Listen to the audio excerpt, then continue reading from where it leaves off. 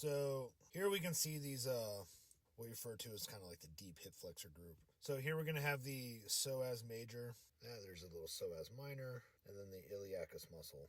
So the psoas minor is going to contribute mostly to spine and pelvis motion. So these are going to be some of your strongest hip flexors right here. So, and as you can see, they also contribute pretty strongly to hip external rotation due to their attachment point on this posterior part of the femur here. And that, in general, that's something we're going to notice with kind of a lot of the muscle groups.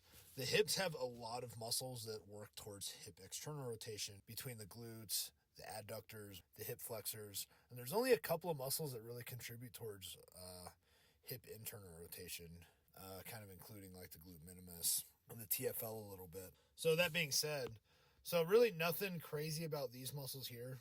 In general, these muscles, as long as you do some kind of hip flexion exercise, whether it's sit-ups, knee raises, anything like that, that's going to train these muscles pretty strongly.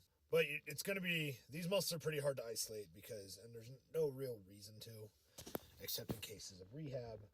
But generally, you have a lot of other muscles that also contribute to hip flexion, the glute, portions of the glute minimus.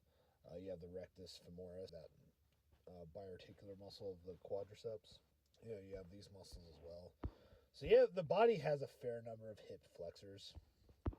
I just want to show like these muscles are basically purely hip flexors and hip external rotators.